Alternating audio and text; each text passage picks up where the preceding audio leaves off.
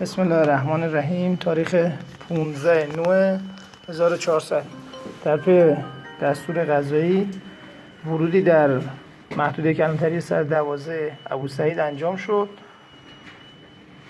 در بدو ورود با توجه به اینکه درب حفاظ داشت، با دستور قضایی مجددا آکاردونی با همکاری عامل آتش نشانی شکسته شد.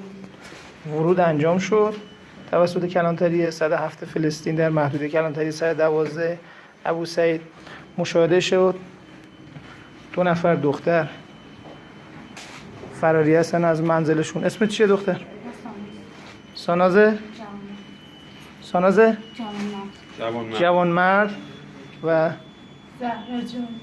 زهرا جانی. بچه کجا هستی؟ بچه همدان. شما بچه تهران پارسی؟ چند وقت اینجایی؟ مشاهده شد که ایشون تو کمد نگهداری میشه توسط شخصی به اسم سعید ایروانی که تو این منزل زندگی داره، سکونت داره. این دختر رو به بردگی گرفته و شما چند وقت اینجا تو کمد نگهداری میکنه؟ من الان 8 ماه اینجا تو کمد.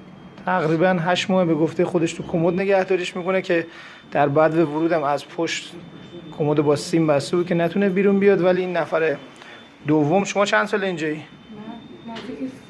نزدیک 3 سال اینجا نگهداریش میکنه. همونطور که مشاهده میکنید اجازه خروج از منزل بهش نداده، تهدیدش کرده و هر 2 نفر متاسفانه سوء استفاده جنسی ازشون میشده.